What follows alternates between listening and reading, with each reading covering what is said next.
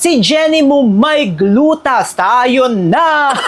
Ito nga po, mayroon po siyang 20 active ingredients. Tatlo yung pagpapaputi nila na nilagay dito. Nagulat pa ako sa isa nila na ingredient ha. Meron silang nilagay dito, parang dupe ito nung sa NARS. Tapos yung kanilang source dito is from Japan pa ha. Yes, overall, masasabi ko na Pambansang ginipig, Sir Lawrence ang galing.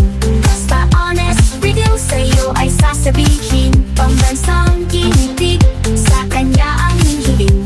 Basta produktong salit, lahat ay bibiin. Hi mga kamukha, tayo ba'y nagbabalik? Ako po si Sir Lawrence, ang inyong pabasang human guinea pig. Heart, heart! May papalakpak pa si Sir Lawrence, no? For today's video nga po, ito ang dami sa inyo ang nagme-message, nagko-comment sa inyo at sinasabi na, Sir Lawrence, si Jenny mo may glutas. Tayo na!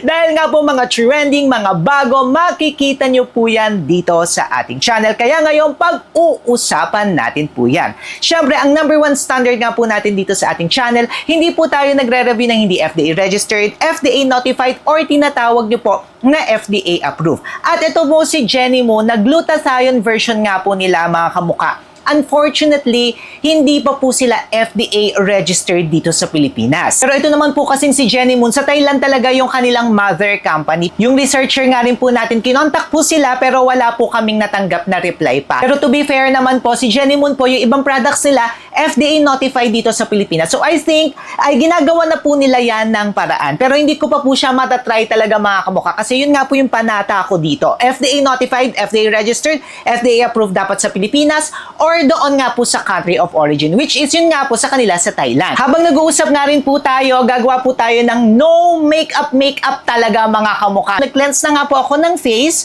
tapos ang gagamitin ko po is toner. Ito favorite na favorite ko, yung Glad to Glow na kanilang skin barrier toner. Ang ganda talaga nito mga kamukha. May propolis siya, may hyaluronic acid, tapos hindi siya nakaka-pimples. Okay. Next one mga kamukha, syempre lagi ko nga rin pong sinasabi sa inyo na before kayong bibili ng kahit na anong product, always make sure nga po na i-ask nyo muna ang sarili nyo about NBF. Yung letter N, ano nga ba ang need, pangangailangan ng inyong katawan kasi each one of us magkakaiba nga po. And ano nga ba yung gusto nyong ma-achieve? Papasok po yan dyan. Magdedepende po talaga yan sa kung ano nga rin po yung gusto nyong ma-achieve. Yung letter B, magkano lang ba ang budget na kaya nyong i-allot per month? Kasi hindi po pwedeng isang gamitan lang ang mga ganitong klase ng mga products. And then yung letter F, kailangan alam nyo po yung formulation, yung mga allergy nyo po, para maiwasan nyo na po ang mga certain ingredients. Sinatawag nga po natin yung NBF. Kapag alam nyo na nga po ang inyong NBF, ang next po dyan is i-align nyo na nga po yan with the product itself. Pero tingnan nyo yung face ko, di ba? Ang cute. Ang ganda talaga yung toner na to. So now, pag-usapan na nga po natin yung ingredients nito ni Jenny Moon na Gluta Glow Lyco. Hindi ko alam kung bakit may Glow Lyco Blink. Ang haba niya rin Let's go first sa kanyang itsura. Pakita nga natin yan dito sa gilid-giliders nga rin po natin. Para po sa kanyang packaging, okay lang naman siya mga kamukha. Pero gusto ko nga pong i-highlight yung nakalagay dyan na 300,000. Etong si Jenny Moon, mahilig sila sa mga ganyan, no? Yung 90 times. Tapos, parang masyadong ino-overemphasize nila yan mga kamukha, which is ayoko ng ganun mga kamukha. Ako lang naman personally, lalo na to yung nakalagay 300,000 milligrams. So, itong 300,000 milligrams, nakadivide po kasi hindi yan per take natin na nakadivide po yan sa 30 sachets niya. Kaya, ayun nga po, hindi po siya talaga 300,000 milligrams sa per take natin. Tapos, kung titingnan nyo nga po, yung kanyang ingredients na napakarami mga kamukha. Habang pinag-uusapan nga rin po natin yung kanyang ingredients, ito gagamit po tayo ng favorite natin na Casper na Greek yogurt na moisturizer. Ito nga po, mayroon po siyang 20 active ingredients. Yes, ganun karami. May advantages and disadvantages nga po yung maraming ingredients. Of course, ang advantages niyan, kung kailangan nyo nga po yan lahat, magbe-benefit po kayo. Pero ang disadvantage po niyan, kung meron po kayo na allergic reaction sa mga certain ingredient, napakarami niyan mga kamukha. So may tendency nga rin po tayo na mag-purge or mag-breakout kasi napakarami nga po ng active ingredients. So nasa sa inyo nga po yan, magiging benefit ba sa inyo yan or magiging disadvantage? Lagi ko nga rin po sinasabi sinasabi sa inyo dito sa ating channel, kung gusto nyo pong magpaputi, kailangan mag-focus tayo sa glutathione. Alam nyo mga kamuka, tatlo yung pagpapaputi nila na nilagay dito. Yes, tatlo yung pagpapaputi na nilagay nila dito.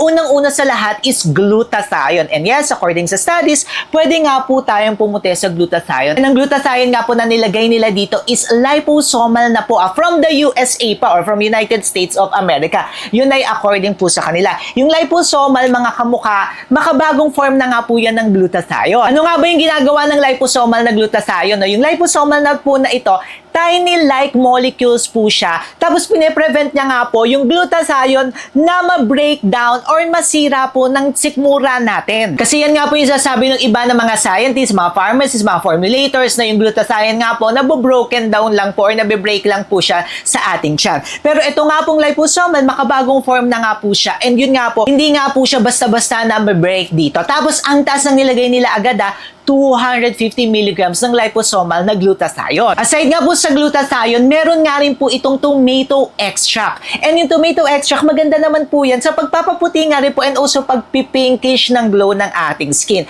By the way, ngayon, gagamit ako ng primer. Ito yung tatry ko para lang matakpan palalo ang mga pores natin. Kasi ayoko nga pong mag-makeup ngayon. Pero ito, tatry natin na yung Super Pore Fine Skin ng Dazzle Me. Kung gusto nyo palang bumili ng mga ganito yung mga sinasabi natin, meron po tayo dyan, i-click nyo na lamang po yan, then diretso check out na kayo. May mga voucher pa po yan, kaya maraming salamat sa Shopee and also kay YouTube. Ayun, tumalsik ka pa nga.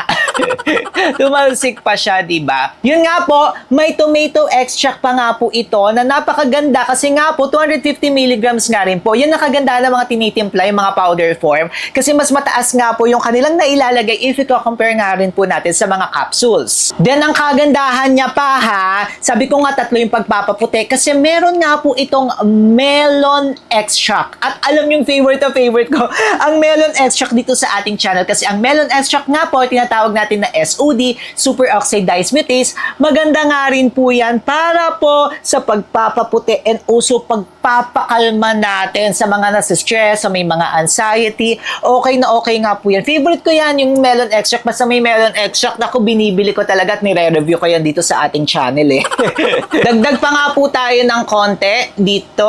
Ayan. Aside nga po sa mga nabanggit natin, eto medyo nagulat pa ako sa isa nila na ingredient Meron silang nilagay dito na rice extract. Yung rice extract, medyo nagulat ako dyan, pero according nga po sa ating research, maganda nga po ang rice extract para po sa pag-i-even out ng ating skin tone. Ayan. So aside na pumuputi po tayo, na-even out pa yung ating skin tone. Para naman po sa booster or para naman po sa support sa vitamin C natin, ang dami nilang nilagay dito na antioxidant at also vitamin C Sabihin ko sa inyo, meron siyang raspberry, cherry, grape extract, meron nga rin po ito na strawberry, blackberry, Diyos mio, kayo na talaga yung mamimili dyan mga kabuka.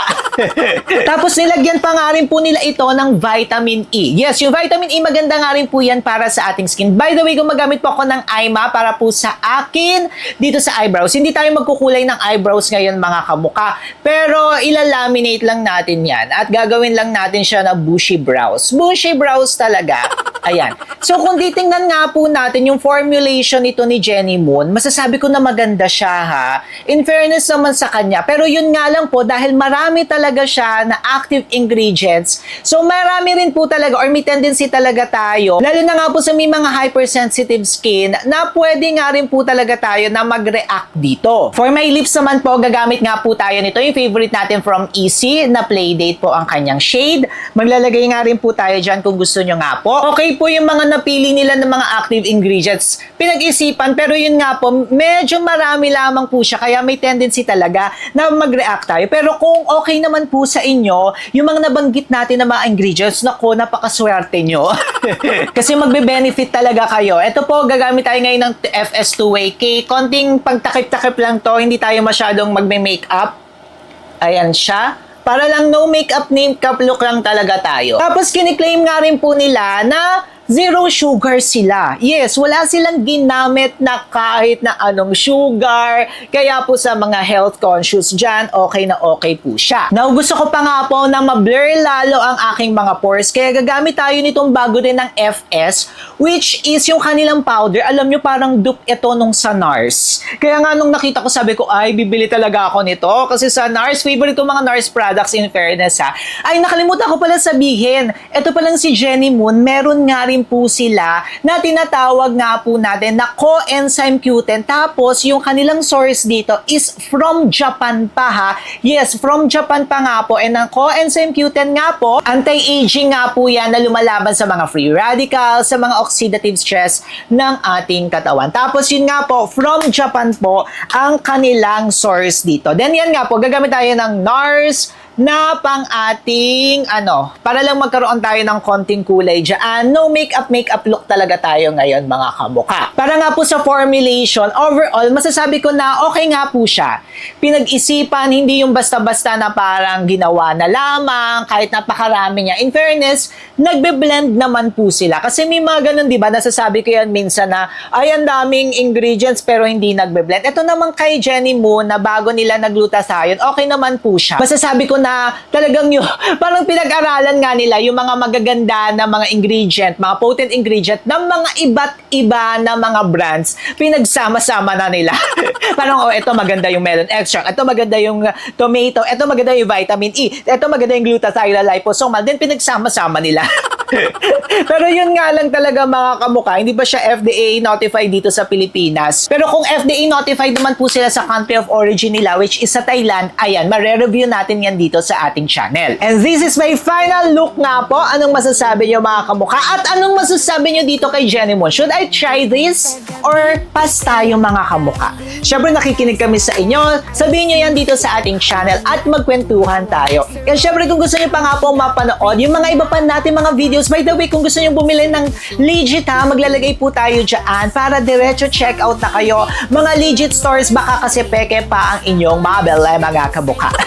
And syempre kung gusto nyo nga po manood pa ng iba natin mga videos para hindi nyo po ako ma-miss, i-click nyo na po yan dito. Meron po tayo dyan. Syempre mag-subscribe na rin po kayo kay Sir Lawrence. Paano ba yan mga kamukha? Magkita-kita po tayo sa susunod nating video. Click nyo na to para hindi nyo ako ma-miss.